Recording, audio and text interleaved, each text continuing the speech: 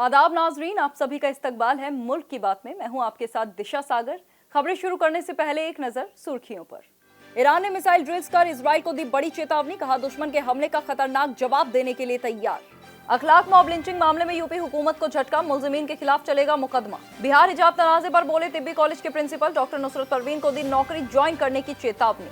बिहार के हिजाब तनाजे पर मौलाना अरशद मदनी नाराज, कहा आईनी ओहदे पर बैठे शख्स की ऐसी हरकत अफसोसनाक। नवनीत राणा का मुस्लिम मौलाना पर नया मुतनाज़ा बयान, बोली हिंदू कम से कम पैदा करे 4 बच्चे। मुंबई एयरपोर्ट पर मुस्लिम मुलाजिम से खातून ने की बदसलूकी, पीडीपी लीडर इल्तिजा मुफ्ती ने की खातून की मजम्मत। बांग्लादेश में अकलियतों पर हमले पर बोला जमात इस्लामी हिंद, दीपू चंद्र दास के कत्ल को बताया इंसानियत पर धब्बा।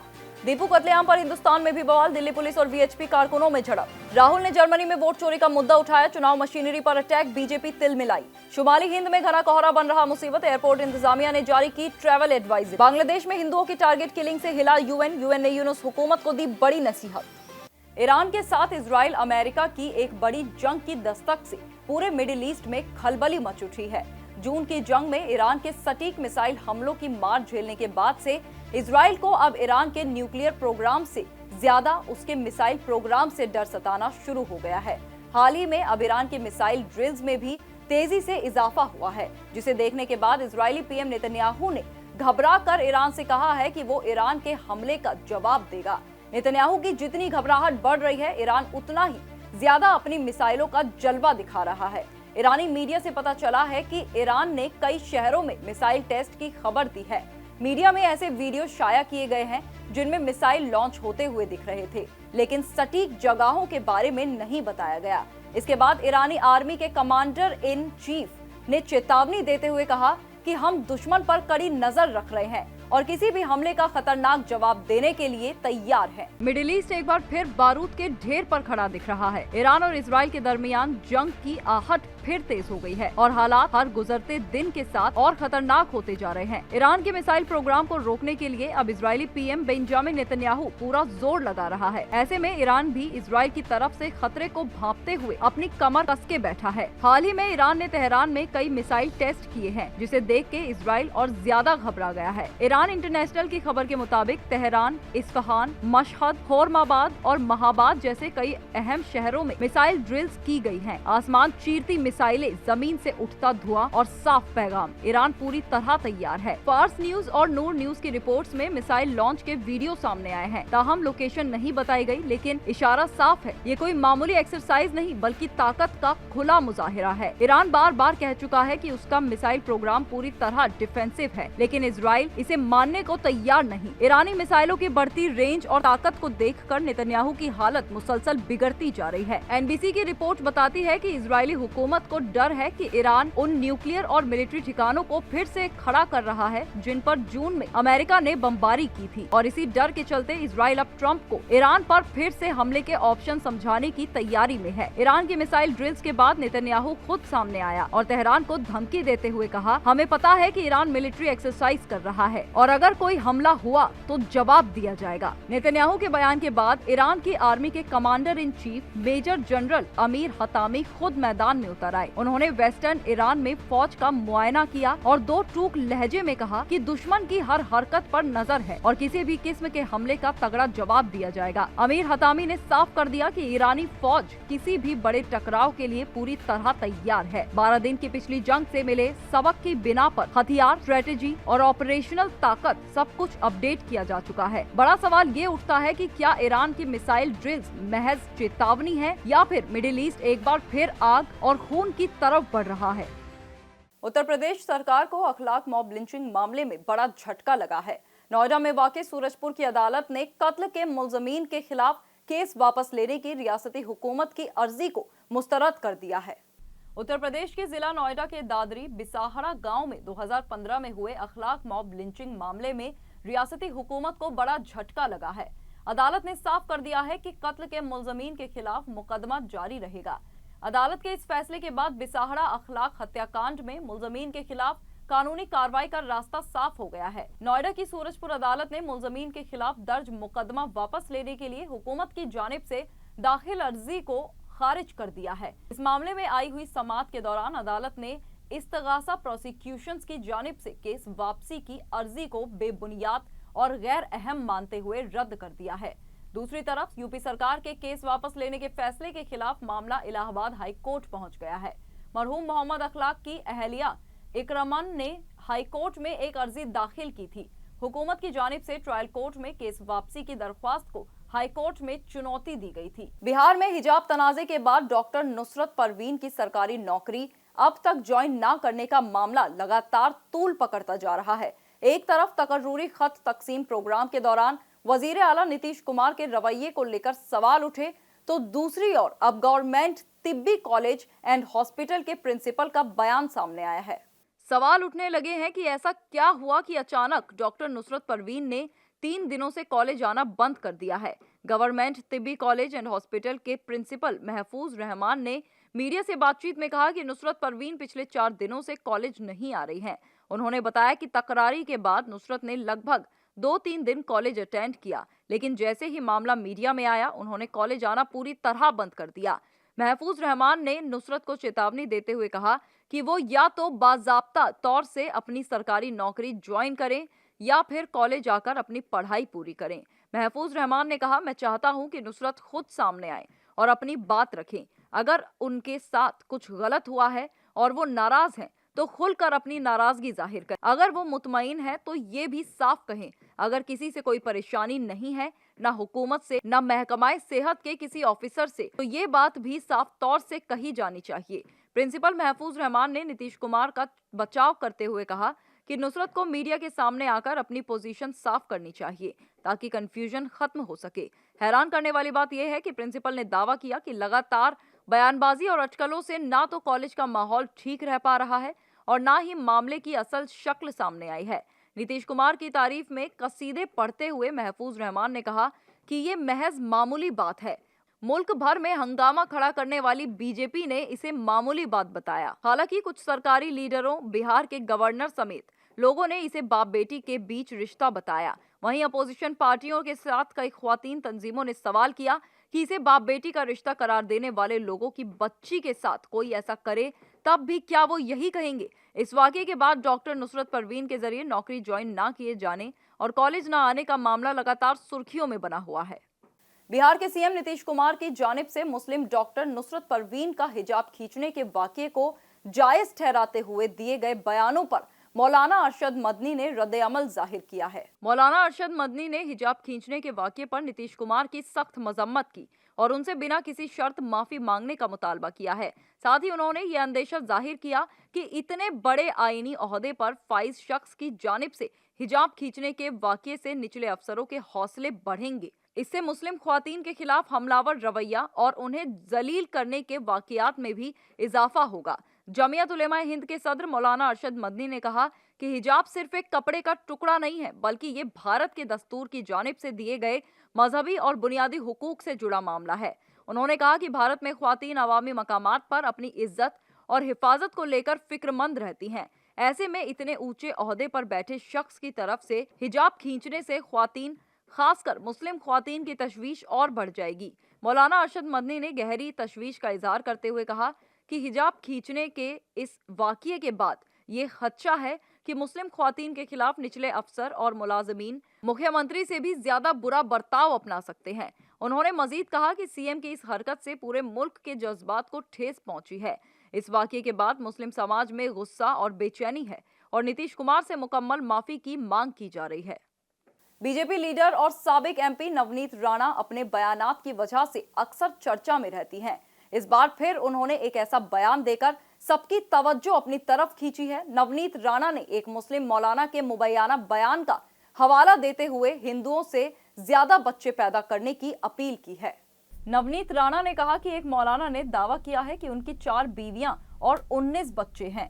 इस बात का जिक्र करते हुए राणा ने कहा कि अगर वो 19 बच्चे पैदा कर रहे हैं तो मैं हर हिंदू से अपील करती हूं कि हमें कम से कम 4 बच्चे तो जरूर पैदा करने चाहिए। इससे पहले नवनीत राणा ने अमरावती में मुकामी निकाय इंतखाबात की रैली को खिताब करते हुए कहा था कि जो धर्म ध्वज की तरफ उंगली उठाए उसकी उंगलियां काट दी जानी चाहिए। उन्होंने अपने खिताब में सीएम योगी का जिक्र करते हुए कहा था कि बटोगे तो कटोगे, इस बार ना बटेंगे ना कटेंगे, एक भी रहेंगे और सेफ भी रहेंगे। महाराष्ट्र के मुंबई इंटरनेशनल एयरपोर्ट पर इंडिगो एयरलाइंस के एक मुस्लिम मुलाजिम के साथ बदसलूकी करने का एक वीडियो सामने आया है। पीपुल्स डेमोक्रेटिक पार्टी की लीडर इल्तिजा मुफ्ती ने इस वाकये का वीडियो अपने सोशल मीडिया हैंडल एक्स पर पोस्ट किया है। महाराष्ट्र के मुंबई इंटरनेशनल एयरपोर्ट पर इंडिगो एयरलाइंस के एक मुस्लिम मुलाजिम के साथ बदसलूकी का वाकया पेश आया है। इल्जाम है कि एक खातून मुसाफिर ने इंडिगो के मुस्लिम ग्राउंड स्टाफ से न सिर्फ नाजेबा जबान में बात की, बल्कि उनकी मजहबी शनाख्त को निशाना बनाते हुए काबिल एतराज तबसरे भी किए। पीपुल्स डेमोक्रेटिक पार्टी की लीडर इल्तिजा मुफ्ती ने इस पूरे वाकये का वीडियो पोस्ट करते हुए बताया कि खातून मुसाफिर मुलाजिम को महज उसके मुस्लिम होने की वजह से परेशान कर रही है। वीडियो में खातून मुलाजिम से कहती नजर आ रही हैं, तुम यहीं खड़े रहोगे अब्दुल्ला खान। इसके बाद खातून ने मुलजिम को और भी बहुत बुरा भला कहा, जिसे सुनकर मुलाजिम हैरान रह गया और उसे कोई जवाब नहीं दे सका। तभी एक और मुलाजिम ने मौके पर पहुंचकर खातून को शांत किया। इल्तिजा मुफ्ती ने अपनी पोस्ट में ये दावा किया कि मुताल्लिका खातून अपने सोशल मीडिया बायो में खुद को बीजेपी की अक़लियती लीडर बताती है। पीडीपी लीडर ने इंडिगो एयरलाइंस को ट्रैक करते हुए सवाल किया कि क्या कंपनी इस पर कोई कार्रवाई करेगी या खामोश रहेगी। रामनगरी अयोध्या में एक मुबैयाना गौ रक्षक ने उस वक्त हंगामा खड़ा कर दिया जब उसे पता चला कि चंदन लगाने वाला एक 8 साल का बच्चा अक़लियती बिरादरी से है। इसके बाद मुलजिम ने दावा किया कि इन्हीं लोगों की वजह से मुल्क बर्बाद हो रहा है। राम मंदिर की एक वीडियो सोशल मीडिया पर तेजी से वायरल हो रही है। इस वीडियो में अक्सरियती बिरादरी के एक शख्स ने ज़ायरीन को चंदन लगाकर अपने कुनबे की रोजी रोटी चलाने वाले मासूम बच्चे का मजहब पूछकर वाबेला खड़ा कर दिया। हैरान कुन बात यह है कि 8 साल का बच्चा, जिसे अभी भगवान और अल्लाह के दरमियान सही से फर्क भी नहीं मालूम है, उसके चंदन लगाने पर मुखालफत देखकर लोग दंग रह गए। बताया जा रहा है कि गौ रक्षा समूह नाम की तंजीम के कारकुन कपिल देव ने उस वक्त हंगामा खड़ा कर दिया जब उसे इल्म हुआ कि मंदिर आने जाने वालों को चंदन का तिलक लगाने वाले मासूम का ताल्लुक मुस्लिम बिरादरी से है। इसका एक वीडियो भी कपिल देव ने बनाकर सोशल मीडिया पर पोस्ट किया है, जो अब तेजी से वायरल हो रहा है। इसमें कपिल देव दावा करते हैं कि मंदिर के सामने चंदन लगाने वाला एक मुस्लिम पकड़ा गया है। लोकसभा में अपोजिशन के लीडर और कांग्रेस रहनुमा राहुल गांधी ने जर्मनी की राजधानी बर्लिन के हर्टी स्कूल में मुनक्किद एक प्रोग्राम में मोदी हुकूमत पर संगीन इल्जामात लगाए हैं। उन्होंने कहा कि मुल्क के इदारों पर थोक के भाव कब्जा कर लिया गया है और खुफिया एजेंसियों ईडी और सीबीआई को हथियार के तौर पर इस्तेमाल किया जा रहा है। राहुल गांधी ने दावा किया कि ईडी और सीबीआई के पास बीजेपी के खिलाफ एक भी मामला नहीं है, जबकि ज्यादातर सियासी मामलात सिर्फ विरोधियों के खिलाफ दर्ज हैं। उन्होंने इल्जाम लगाया कि बीजेपी ने भारत की चुनावी मशीनरी को तबाह कर दिया है। बर्लिन में सियासत सुनने का फन है, politics is the art of listening मौजू पर गुफ्तगू करते हुए राहुल गांधी ने कहा, हमारे इदारों के ढांचे पर पूरी तरह कब्जा कर लिया गया है। मुल्क के आईनी ढांचे पर बड़े पैमाने पर हमला हो रहा है।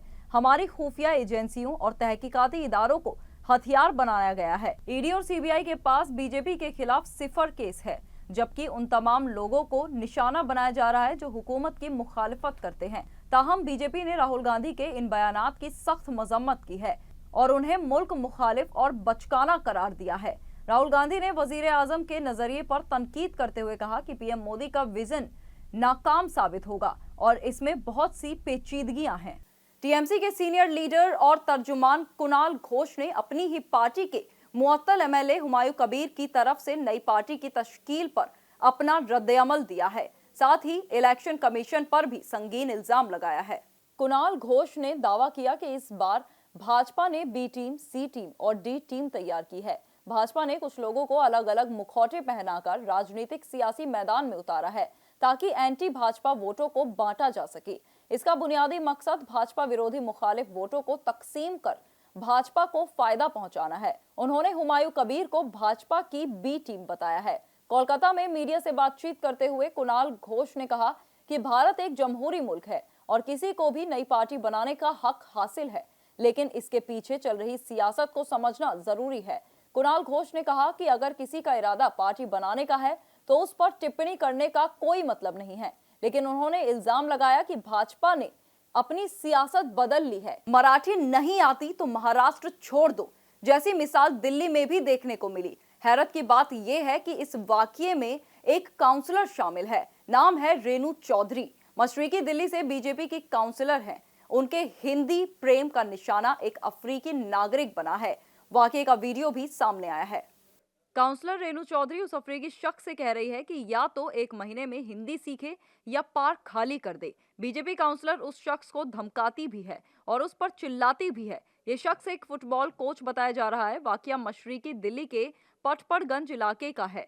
यहाँ एक पार्क में अफ्रीकी कोच बच्चों को फुटबॉल की ट्रेनिंग देते हैं। मीडिया रिपोर्ट्स के मुताबिक वाकये के वक्त वो ट्रेनिंग ही दे रहे थे, तभी बीजेपी पार्षद रेनू चौधरी वहां पहुंच गई। उन्होंने कोच को अल्टीमेटम देते हुए यहां तक कह दिया कि अगर 1 महीने में हिंदी नहीं सीखी तो उनसे पार्क छीन लिया जाएगा।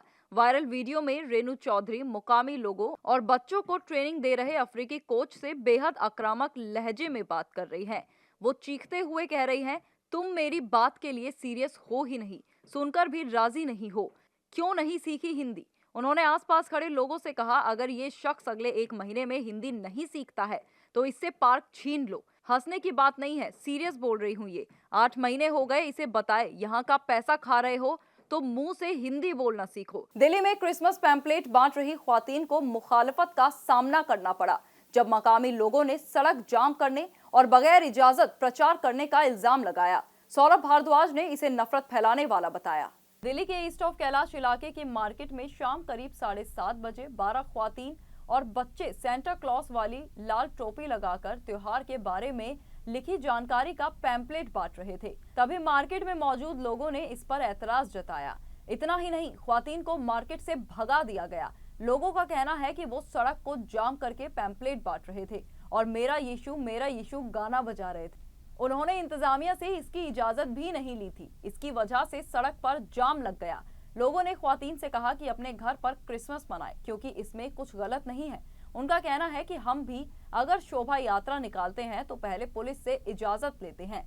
हमने कभी पैम्पलेट नहीं बांटे कि दिवाली क्यों मनाई जाती है। राजधानी दिल्ली और आसपास के इलाके में दमघोंटू हवा लोगों के लिए मुश्किल खड़ी कर रही है। कोहरे का सितम भी जारी है। इससे सड़क, रेल और हवाई ट्रैफिक मुतासिर हो रहे हैं।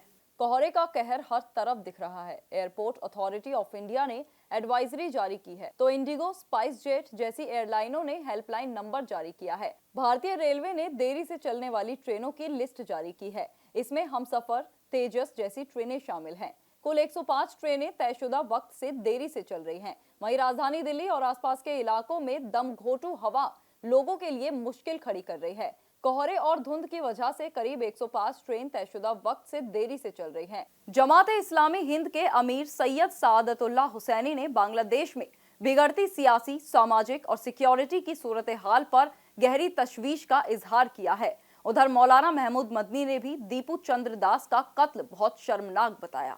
जमात-ए-इस्लामी हिंद के अमीर सैयद सादतुल्लाह हुसैनी ने कहा कि बांग्लादेश के मौजूदा हालात मुल्क को लंबे वक्त तक गैर मुस्तहकम और तशद्दुद की तरफ धकेल सकते हैं।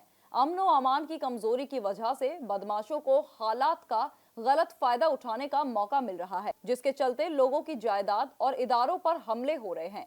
उन्होंने बांग्लादेश में अफवाह फैलाने के बाद एक अक़लियती शहरी की मॉब लिंचिंग की सख्त मजम्मत की। इसकी मजम्मत करते हुए उन्होंने इसे बहुत ही अफसोसनाक, काबिले मजम्मत और तशवीशनाक बताया। सैयद सादतुल्लाह हुसैनी ने कहा कि ऐसे वाकयात चाहे वो कहीं भी हो, अखलाकी तौर से काबिले मजम्मत और तबाहकुन है। कोई भी इल्जाम और कोई भी सियासी ओहदा कभी भी भीड़ के तशद्दुद या इंसानी जान लेने को सही नहीं ठहरा सकता। दिल्ली में विश्व हिंदू परिषद (वीएचपी) ने जबरदस्त एहतजाज किया। गुज़िश्ता दिनों बांग्लादेश में हिंदू नौजवान दीपू चंद्रा के बेरहमी से किए गए कत्ल के खिलाफ दिल्ली में बांग्लादेश हाई कमीशन के बाहर सख्त हंगामा हुआ। इस दौरान दिल्ली पुलिस और वीएचपी कारकुनों के दरमियान झड़प भी हुई। आज सुबह 11 बजे से बांग्लादेश हाई कमीशन के बाहर विश्व हिंदू परिषद के कारकुन जमा होकर मुतासिर खानदान के लिए इंसाफ की मांग कर रहे हैं। इस दौरान जब कारकुनों ने बैरिकेडिंग हटाने की कोशिश की तो पुलिस ने उन्हें खदेड़ने के लिए ताकत का इस्तेमाल किया। पुलिस ने कई कारकुनों को हिरासत में भी ले लिया है। दिल्ली, कोलकाता, भोपाल और जम्मू समेत पूरे मुल्क में दीपू के कत्ल की सख्त मुखालफत की जा रही है। दिल्ली में मुजाहिरीन ने मोहम्मद यूनुस का पुतला भी फूंका। बांग्लादेश में फंसे भारतीय शहरियों, खासकर मेडिकल के तालिब इल्मों की हिफाजत को लेकर भी तशवीश गहरी होती जा रही है। बांग्लादेश में अक़लियतों, खासकर हिंदुओं के खिलाफ बढ़ते तशद्दुद ने अब बैनुल अक़वामी सतह पर खलबली मचा दी है। यूएन के सेक्रेटरी जनरल एंटोनियो गुटेरेस ने बांग्लादेश के बिगड़ते हालातों पर गहरी तशवीश जताते हुए साफ कहा कि अब पानी सिर से ऊपर जा रहा है। अक़वाम मुत्तहिदा के तर्जुमान स्टेफन दुजारिक ने एक प्रेस ब्रीफिंग के दौरान बांग्लादेश की उबूरी सरकार को आईना दिखाया। उन्होंने हाल ही में हुई हिंदू की मॉब लिंचिंग पर पूछे गए सवाल के जवाब में कहा, चाहे बांग्लादेश हो या दुनिया का कोई भी मुल्क, जो लोग अक्सरियत में नहीं हैं, उन्हें पूरी हिफाजत मिलनी चाहिए। हर शहरी को अपने ही मुल्क में महफूज रहने का हक है। बांग्लादेश में जारी तशद्दुद की वजह इक्तदार में तब्दीली है। साबिक पीएम शेख हसीना की सरकार गिरने के बाद से रियासत में शुरू हुआ अदम इस्तेहकाम का दौर रुकने का नाम नहीं ले रहा है। नाजरीन, मुल्क की बात में आज के लिए बस इतना ही। मुझे दीजिए इजाजत। आदाब।